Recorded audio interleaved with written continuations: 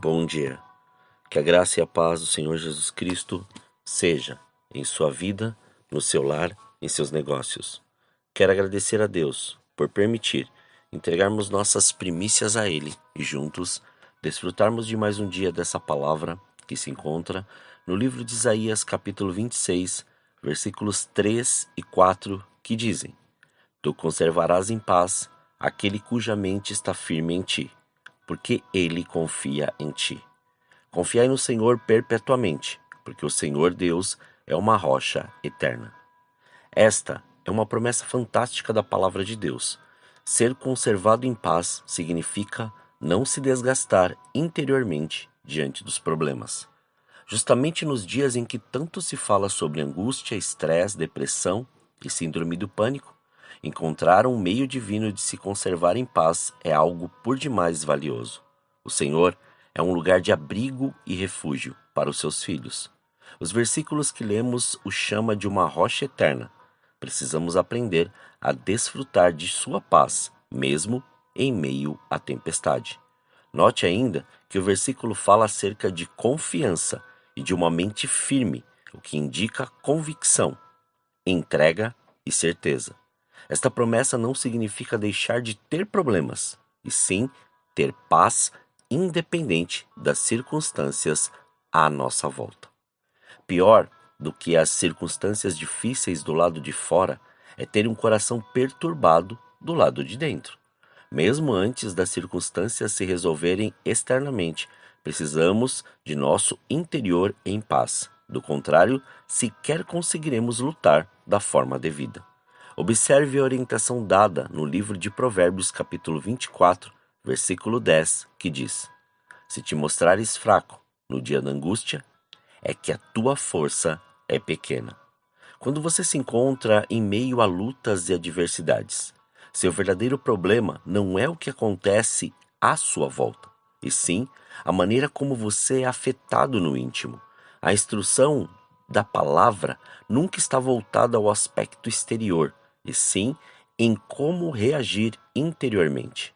Observe o que Jesus ensinou acerca disto conforme descrito no Evangelho segundo João, capítulo 16, versículo 33, que diz: Tenho-vos dito isso, para que em mim tenhais paz. No mundo tereis aflições, mas tende bom ânimo, eu venci o mundo. Ao falar sobre as aflições que enfrentaríamos, Jesus deixou claro qual era a sua vontade: que tivéssemos paz nele e bom ânimo. Enquanto muitos se desesperam para resolver seus problemas, perdem de vista que a única coisa que realmente ajuda na hora da adversidade é manter a paz e o bom ânimo. Nossa força não vem de fora, não vem do ambiente, não vem das circunstâncias. Nossa força vem de dentro. Veja o que Deus disse pela boca do profeta, conforme descrito em Isaías capítulo 30, versículo 15, que diz: Porque assim diz o Senhor Deus, o Santo de Israel: Voltando e descansando sereis salvos. No sossego e na confiança estaria a vossa força, mas não quisestes. Na tranquilidade e na confiança está a nossa força. Nossa força vem de um coração tranquilo, que não se abate diante dos problemas. Quando nos enchemos de temor, preocupação e receio, não só não resolvemos os problemas, como acabamos criando mais um.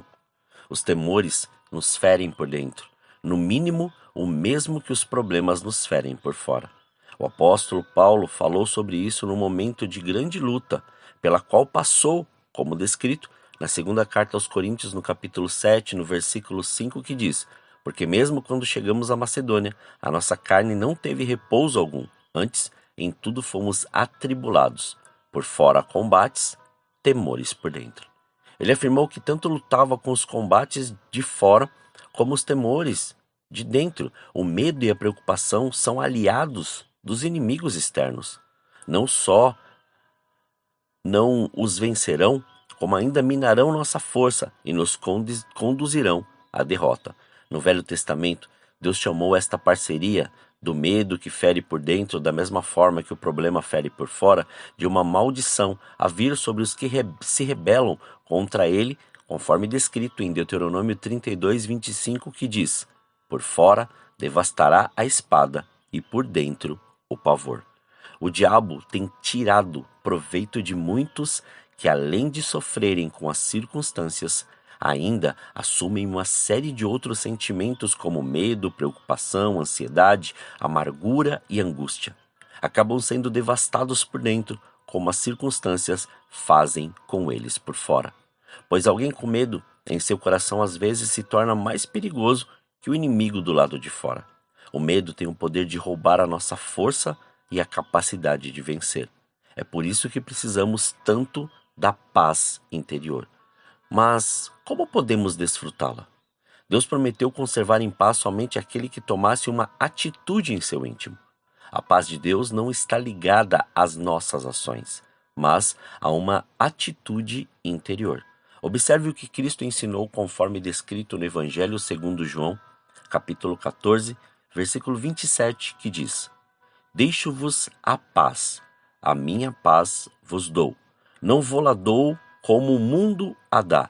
Não se turbe o vosso coração, nem se atemorize. Dar-nos a paz é algo que Jesus faz, mas não se atemorizar e nem deixar o coração turbar é responsabilidade nossa. A paz interior é só para quem luta por ela, para alcançá-la e preservá-la. Podemos dizer que é como uma sociedade. Deus só dá a paz se eu me posiciono. Penso que o que melhor ilustra esta parceria é o seguinte exemplo: o fogo, ou seja, a paz, só queima se houver lenha, ou seja, minha atitude. Se não dermos o passo determinante no que diz respeito a decidir não provar nada diferente desta paz, ela, por sua vez, também não se manifestará. O apóstolo Paulo também ensinou sobre este princípio na carta aos Filipenses, no capítulo 4, versículos 6 e 7, que diz: Não estejais inquietos por coisa alguma. Antes, as vossas petições sejam em tudo conhecidas diante de Deus, pela oração e súplicas, com ação de graças. E a paz de Deus, que excede todo entendimento, guardará os vossos corações e os vossos sentimentos em Cristo Jesus.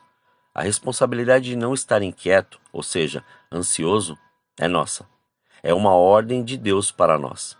E quando decidimos não nos entregar à ansiedade e aos receios, o Senhor fará parte dele, e a paz de Deus guardará os nossos corações. Precisamos entender que tudo começa com uma atitude interior nossa. É só depois que se cumprirá a parte dele. Para não andar ansioso, não basta apenas você decidir isto. É preciso uma intervenção do Senhor. Mas esta intervenção, por sua vez, só acontece depois de fazermos nossa parte, de esperar e descansar nele. Isto é o que Deus, por boca do profeta Isaías, chamou de manter a mente firme no Senhor.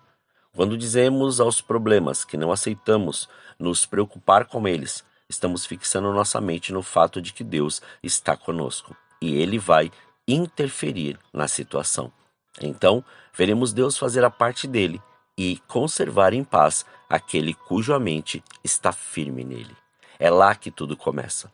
Antes de se manifestar nas circunstâncias, nossa vitória vai se formar do lado de dentro, através do descanso e da certeza do agir de Deus. Esta atitude interior é o primeiro estágio da fé e nos levará ao milagre e à vitória. Somente depois de agir dentro de nós, nos levando a um lugar onde o problema não mais nos afeta, é que fará com que o poder de Deus opere nas circunstâncias à nossa volta. Quando os 3 amigos de Daniel venceram a fornalha do rei Nabucodonosor na Babilônia, o fizeram pela fé. Mas observe como foi que esta fé operou.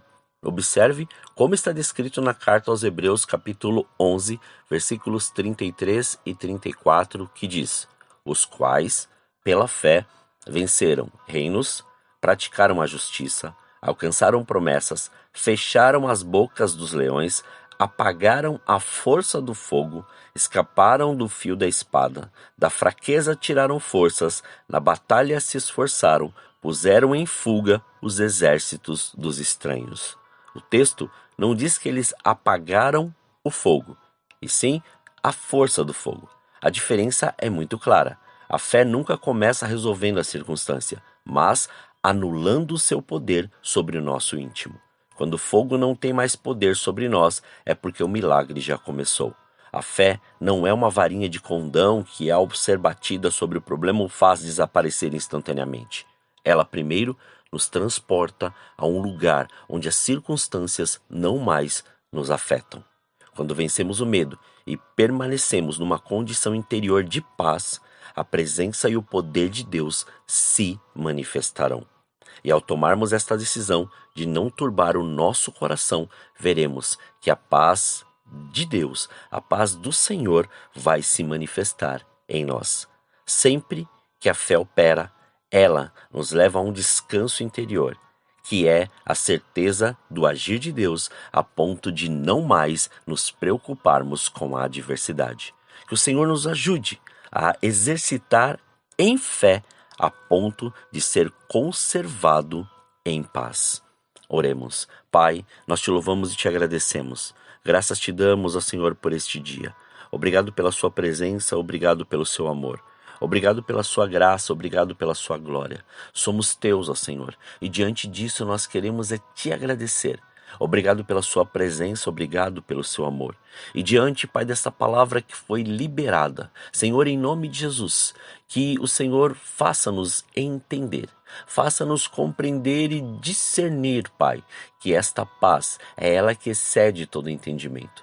É esta paz que nos leva à certeza de fazer o seu querer manifesto, não aquilo que nós achamos, queremos ou até mesmo filosofamos, mas sim aquilo que o Senhor tem preparado para nós, porque problemas estão à nossa frente, circunstâncias, dificuldades e até mesmo, Pai, grandes resoluções, mas contigo, quando nós lançamos toda a nossa confiança, toda a nossa fé em Ti, nós vemos a certeza de viver o seu milagre dia após dia. Senhor, nós somos teus e diante disso nós temos esta convicção de fazer o seu querer e a sua glória ser manifesto. Sabemos, Pai, que tudo está diante do seu controle e nas suas mãos. Então, Pai, a mais este dia, estabeleça, Senhor, e venha, Senhor, com o seu reino. Que a sua presença seja real. Livra-nos de todo mal. Livra-nos, Pai, da tentação. Faça, Pai, com que a sua graça e a sua glória sejam manifestas. Dá, Pai, o pão para aquele que necessita.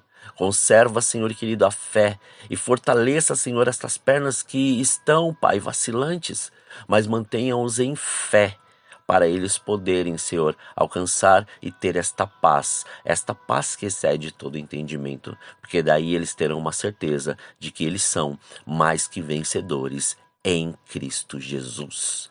Muito obrigado, Pai. Consagramos tudo o que temos e que somos, para que o seu nome seja glorificado, exaltado e engrandecido. Assim, Pai, oramos a Ti, agradecidos por mais este dia, em nome de Jesus. Amém. Que você tenha um dia abençoado na presença do Senhor. E quem vos fala é o pastor Leandro Araújo, da Igreja Apostólica Caminho de São Paulo, capital. Deus te abençoe grandemente.